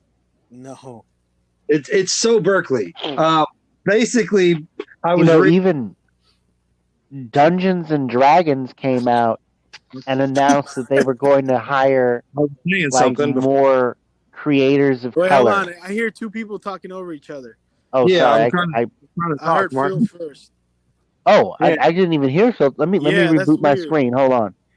Yeah, but what I was saying is, and this is so Berkeley, is that what Berkeley has, I was reading today, what Berkeley is doing is they're trying to like either pass an order or pass a mandate to basically limit the things cops can enforce. Like they want to ban cops from enforcing traffic violations. So like if you run a red light or you run a stop sign, cops can't do anything, because their reasoning is, well, if cops are stopping you for less things, then there'll be less things that you can get killed over. And it's so backwards, but it's so Berkeley that, like, I totally believe they would do something that stupid because the city has done stupider things before. And it's like with San Francisco, when they like decriminalized like automotive break-ins. Like a few years ago, they decriminalized automotive break-ins, and they went from being felonies to misdemeanors. And like overnight, automotive break-ins started skyrocketing because it's almost as if laws don't prevent crime, law enforcement prevents crime. Who knew? And so, well, what happened is then the city of San Francisco would turn around and say, oh, felony convictions are down such and such percent. And it's like, well, no, it's not. You're just reclassifying things to make your number sound better, but you're actually making the problem worse. It's a stupid Band-Aid for sure. Because if you go, dude, last year I went to so many shows, and especially in Oakland, there was a break-in in almost every show that I went to. Someone said, hey, my car got broken into. Like, yeah. That's grab a drink, buddy. I forget what news channel was. Some news channel was doing a story on the surge in automotive break-ins in San Francisco since they decriminalized automotive break-ins. And while they were interviewing somebody, their news van got broken into and their equipment got stolen. Yeah. So, yeah, good job, San Francisco. That's when you're too fucking nice. You gotta not be that nice. Like, although I think the reverse is true as well, where crime was going down in the 70s and 80s, but with the whole like what is it, the war on drugs, right. you started to arrest more people, which is when we start to get the whole mass incarceration. You hire more police, and it wasn't that crime was going up. Like obviously the arrests go up and the people in prison go up. The crime wasn't actually going up. You just kind of made it look like it was going up, and you end up, oppressing people. And that's a whole fucking clusterfuck of, because in the 60s it went from the cops hitting the joint with you to in the late 60s, early 70s. What that's when the war on drugs started, right? Mm-hmm. I was watching a documentary about this where like the cops were smoking with you, like the cops would be hitting the joint in the streets with people, and Yeah, they then were all of really a part of sudden, the community back then. yeah, and then all of a sudden, when the war on drugs, like motherfuckers are serving big ass sentences for weed, which it's crazy that some of those people are still in jail right now. When we got motherfuckers opening whatever people who were against weed opening fucking cannabis clubs now. You know what I'm saying? Like that's a whole. That's when it comes to like laws. Just like you said, they're decriminalizing this and then saying, "Oh, crime went down." It's fucking stupid, man. So Now, my go question ahead. is like, how effective? I realize this police tangent is a little off topic, but how effective are the police? I wonder in solving crimes and they themselves in preventing. You know what I mean? Like, there's one thing I learned after this George Floyd debacle. There are court cases, Supreme Court cases that essentially go, "Hey, we, the police, are not required to solve your crime or protect you." Because of like their various times where they failed to show up or they were called and then someone was killed or brutalized because they, you know what I mean? Either the cops didn't come or the cops came hours later. And then, or horror stories of the police having a shootout and children being caught in the crossfire, things like that. I mean, that's understandable because the crossfire is accidental. But there's actually legal things on the book saying we don't have to protect you and we don't actually have to solve anything. So I'm like, why do we have you then? That's where that necessarily, yeah, like that's part cops, also part the judicial system, because I have a friend who was murdered in 2012, and his sister was next to him when he was murdered. She testified against the guy. She pointed him out, and the way the laws are, man, it's especially in certain areas. Here in the Bay Area, which I didn't pay attention to certain things that like other people from other states say, like, "Oh, you live in California, that place is perfect for criminals," and I understand it until, like, with this case, this guy who murdered my friend he's still out there in the streets walking around because of how. This is what a cop from Richmond told me about, and this is. We're kind of talking and having like a regular talk. We're not talking as a cop and whatever. He was like, when it comes to like showing up to, we have one of the best teams, but when it comes to investigations in Richmond, and this is coming from him, he's like, we have one of the worst investigations crew ever. And he's like, we're gonna assume the person who died today, his killer is going to be dead tomorrow. So, like, in a way, the city cleans itself up for us. See, I when I got hit in the car, when I got not hit in the car, when I got hit in my leg by a car like years ago, I had filed a report, gave a description of the car. They said, "All right, we'll give you an update on the investigation." I had to call after a couple of weeks. I mean, they didn't tell me to call, but I was just like, "I haven't heard from the police." Nothing.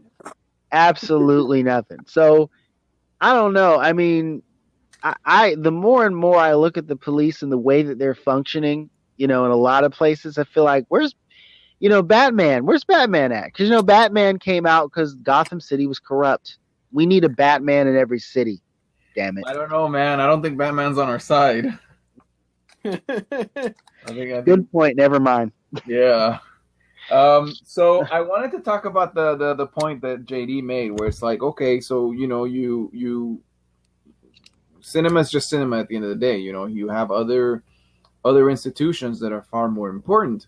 Right. I would we look at you look at politics, you look at education, you look at economic success, and there's racism in all of them, right? I would argue, yes. See, we have to look at racism as not this kind of isolated situation that happens here or there. You know, racism is embedded in the culture, right? It's a giant shadow. Yeah. Yeah. And if it's embedded, and, you know, I think for the most part, we've lived it, right? It isn't, or at least, you know, some of us have lived it and didn't need to read it in a book. Amen to that, brother. If racism is embedded into the culture, you can't really end it in one institution and keep it in the others, right? So a month ago, I was actually making the argument where it's like, okay, put people of color in politics, put people of color in those CEO positions, and we're gonna have less racism. But I've been hearing people talk. I think her name is Barbara Ransby. Have any of you guys heard of her? Sounds familiar. So she's the one that explains racism in a very brutal way. Yeah. I wouldn't say I would say honestly more than brutal, but beautifully brutal. So she talks about Atlanta, right? Atlanta is a, I'm not that familiar with the place, but I believe it's a place that's primarily African American. And in that one, you have people of power, people of color who are in positions of power. But when you look at the things like the prison population, you look at the same things. You know, you look at the amount of people getting left behind economically, the amount of African Americans that are not graduating from high school or from college. It seems like the numbers are the same, right? And this is a thing that I understood recently, where it's like, okay, you put people of color in positions of power. Let's say we start to become equally represented. Let's go back to that pyramid, right? Let's say Latinos and African Americans are now equally represented in that top section of people who make between 100,000 and up. And let's say, you know, it's and the African American makes what was it, 13% of the rich class, and Latinos make 18% of the rich class, and Latinos make 18% of everybody in politics, and African Americans make 13% of everybody in politics. The people who are at the bottom, who are the ones being exploited, I believe are still going to be overrepresented by the African Americans, and the Latinos are still going to be overrepresented in the bottom. Why would it change? Like, everybody who's black and brown at the top is not going to advocate for the entire group. I think it would be naive to believe. In fact, you could find examples. You could find, you look at interviews of people like Morgan Freeman or a lot of actors that are either black or brown, and they're not necessarily fighting for the cause. In fact, they're doing quite the opposite and saying that, you know, people of color need to stop making excuses and you need to stop making everything about race. Yeah, that's kind of kind of what I've come to realize recently. Any thoughts?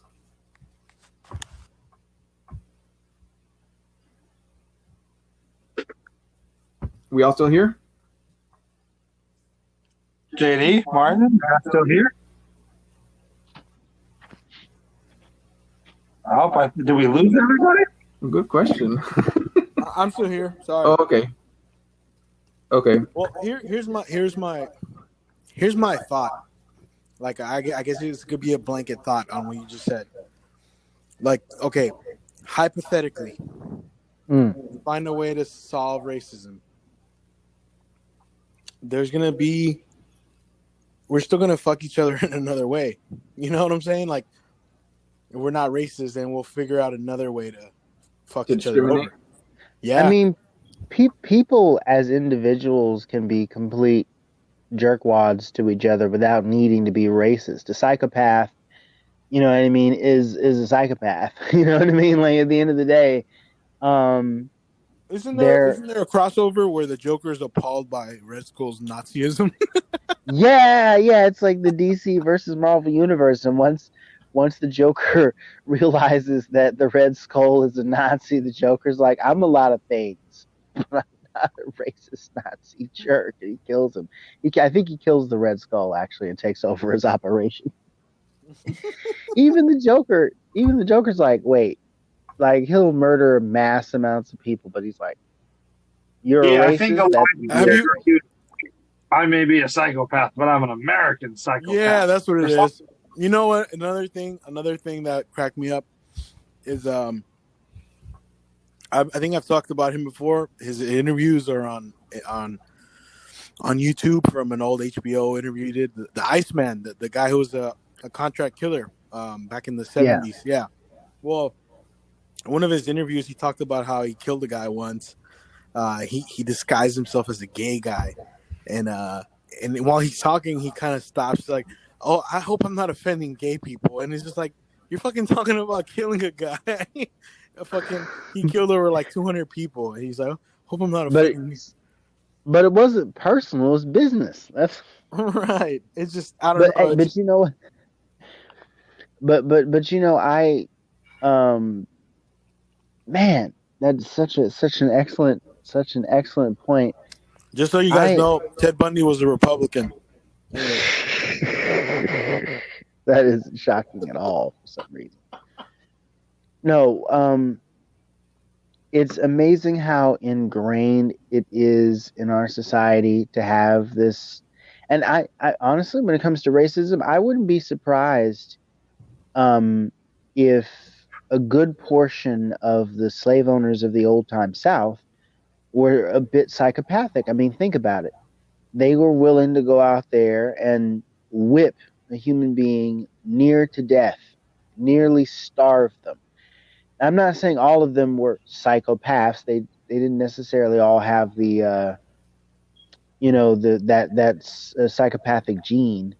But I'd imagine quite a bit of them were. You had to have something wrong with you in order to just willingly watch another human being getting brutalized in that manner. Had to be something going on upstairs.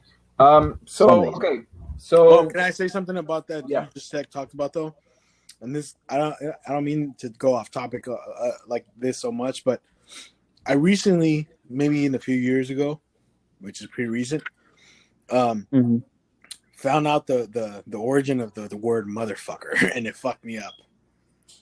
I don't know if you guys are familiar with that. He's talking about psychopathic slave owners. Are you guys familiar with the origin of the term motherfucker? Yeah, I've heard the term. No, I mean the origin of it. Yeah, I've heard the origin. Okay. But go ahead. Gaspar? No. Well, when slave owners were, breeding slaves, they'd get the young, like the strongest one of the slaves, and whoever his mother was. Exactly. And go in that room with your mom. I need a few more of you to come out, and that's where the term. You see that one over there, that really strong one, that motherfucker. He's the reason. That's where the term comes from. It comes from when slave owners are trying to get the best whatever. If you do the math on this too, you really consider what this means. In order for a woman to still be able to have children, especially back then, she had to have been maybe mid-30s, possibly pushing into the later 30s, but because medical science wasn't, you know what I mean? Like it I'm saying probably early babies, which means that in order for her son to be of age, and for her to be of age for that to happen, for her to even have children, she would have had to have had him at like 12 or like 13 or something, which is really disgusting. Yeah.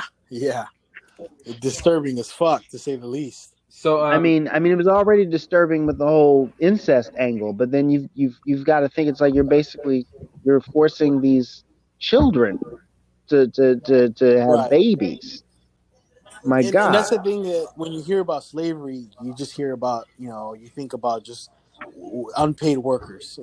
No way. This is way beyond that. See, people love people that are like slavery apologists, and this totally goes in with our discussion of overall cultural racism, they love to say historically slavery is older than the United States. The United States was only practicing in something that had been already going on for hundreds, if not thousands of years. And to them, I say the slavery system was different. You know the difference between American chattel slavery, I mean, they should just call it cattle slavery, the way they treated people, and versus the other forms of slavery that existed. The Americans were the first ever to say, not only are we going to keep the slaves as a second class citizen, but also you can be born into slavery and owned by somebody. That was a new concept. Before, over in old Rome, right, one of the oldest, well, Egypt really be older, but over in old Rome, you could actually earn your way out of being a slave. You could, it was common practice for you to work off your debt, which is usually one reason why somebody became a slave in the first place. And then you could own your own land. And then you could probably even marry your former slave master's really pretty daughter, right?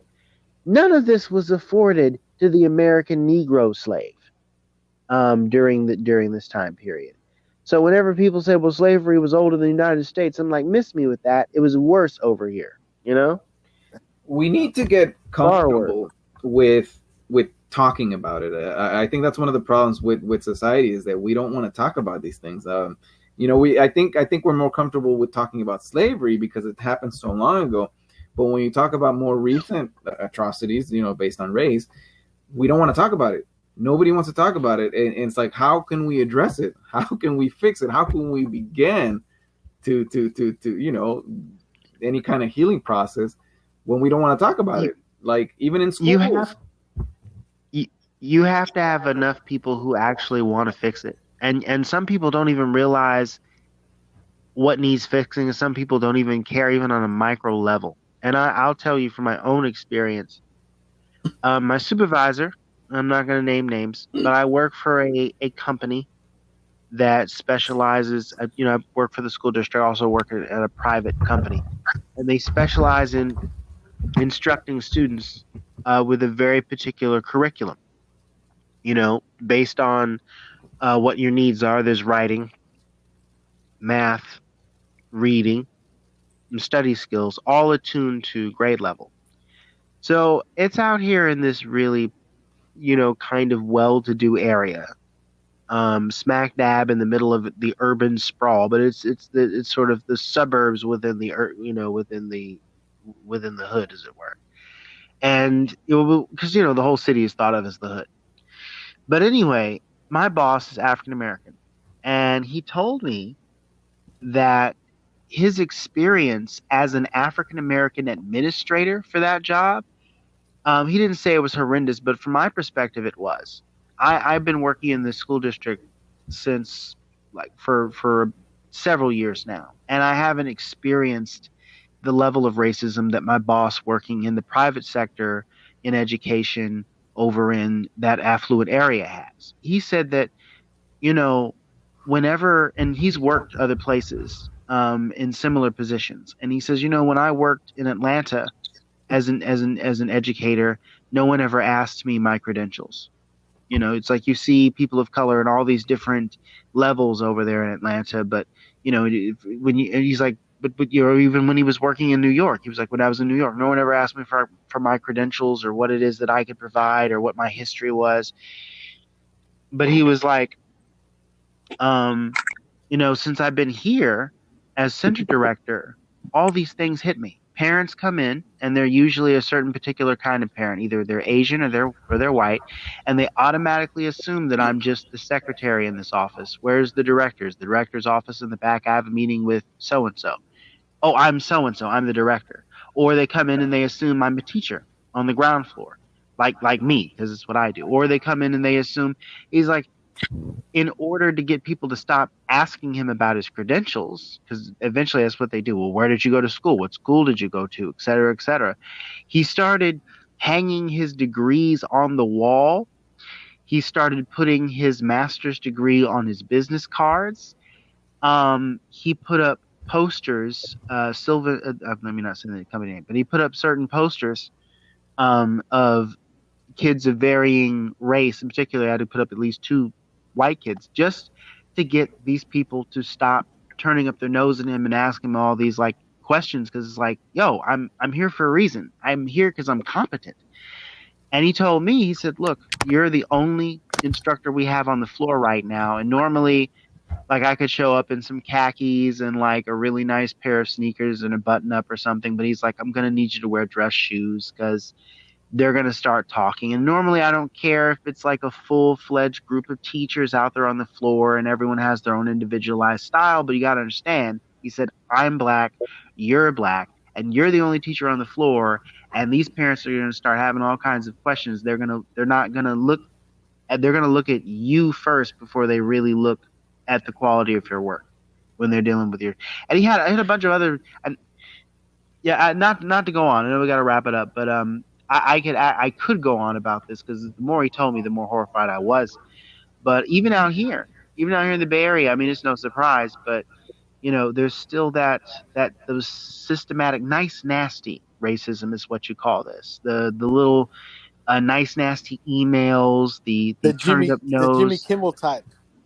Like, yeah, we're gonna ask you about your credentials, but not because we're curious, but because we want to make sure that you're qualified to handle our precious angel of a student that we're going to hand over to you, our baby. And it's like, you wouldn't do this if there was a white guy sitting in the chair. You wouldn't. There's the Tucker Carlson racism, and then there's the Jimmy Kimmel racism. Yeah, So, I got something I want to add, which goes back to the. I guess you said the. I mean, it's a joke I heard today. I know, right? Bringing it back to that. About I guess our stereotype for Latinos. It's a joke that Andrew. I don't know if you're familiar with this comedian, Andrew Schultz. He's a younger comic.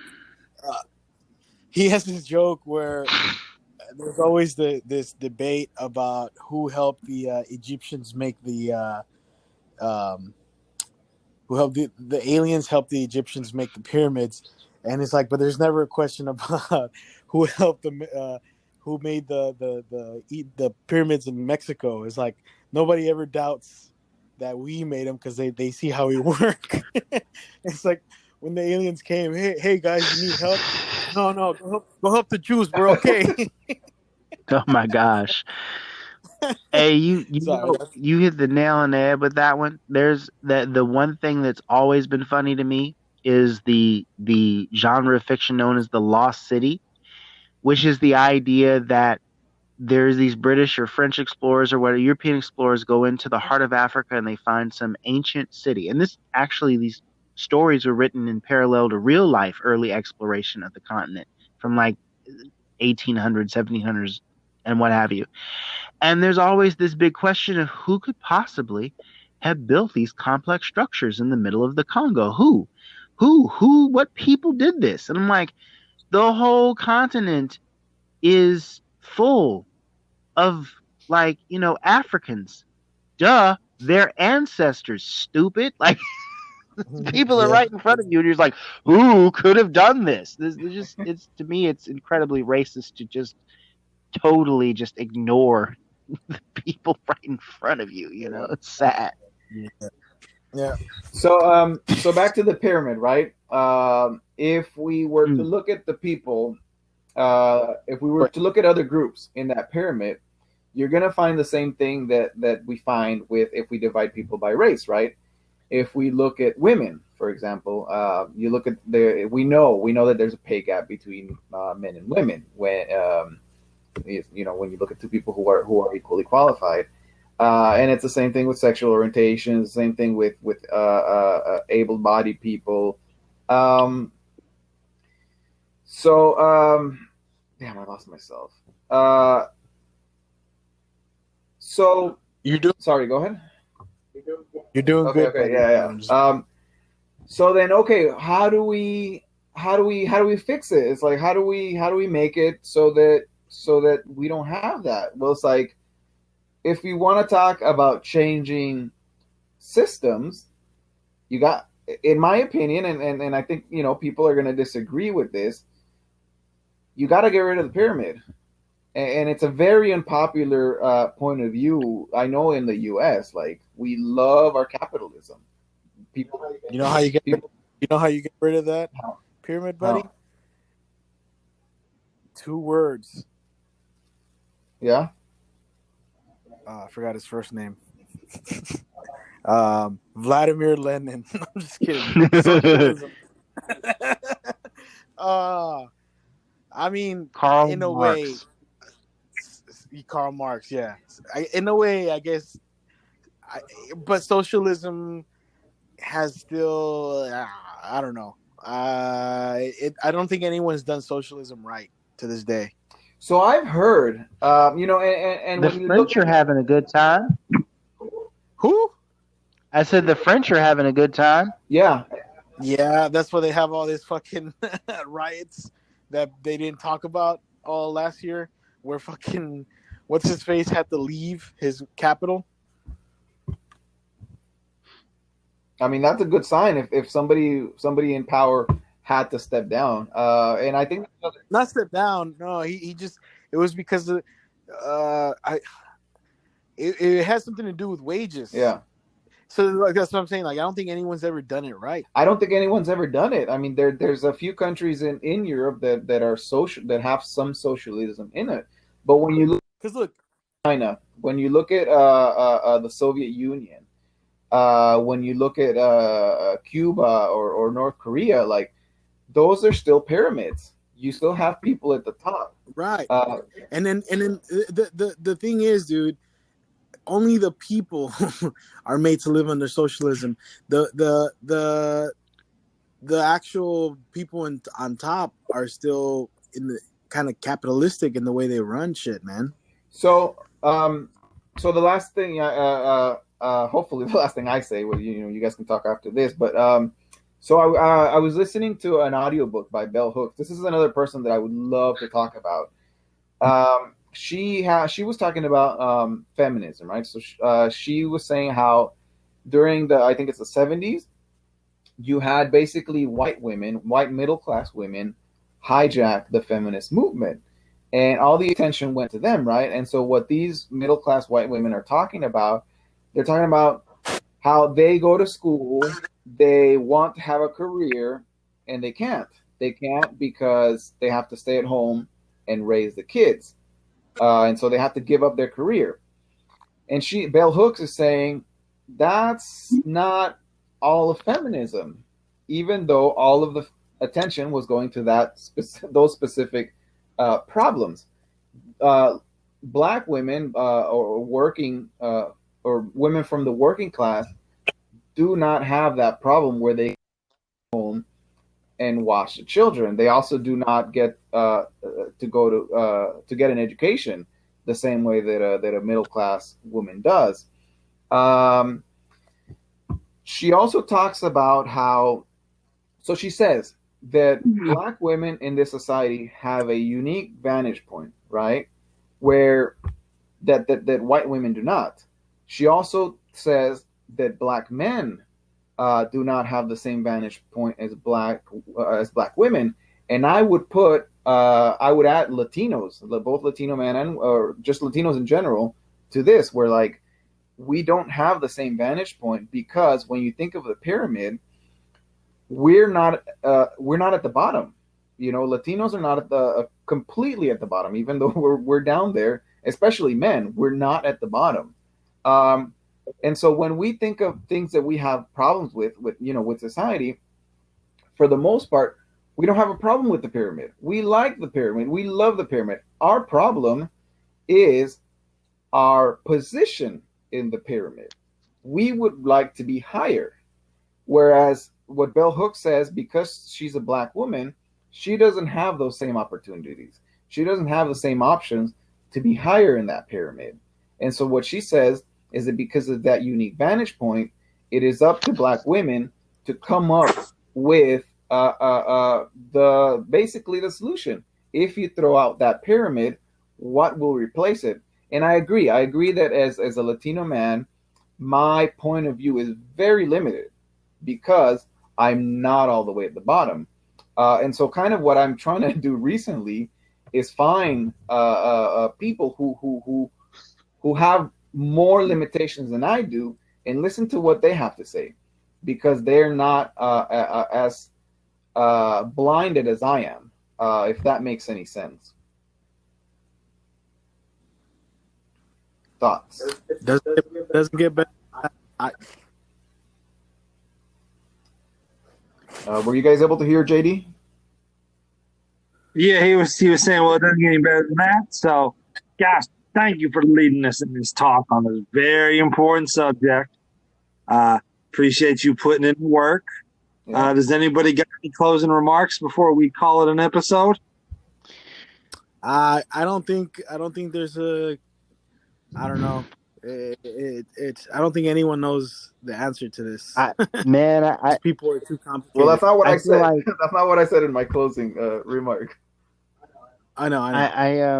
I feel like there's either a part 2 to this, or there's another Gaspar-led episode that can be done, like the Noam Chomsky doc. I honestly, Gaspar, it was dope, and it's a topic that's worth exploring. There's mounds, man, mounds. Thank you. Yeah, it was great. Definitely gotta revisit it sometime. All right, everybody. This has been the Voice Party. Be good to each other. Don't be racist. We are out.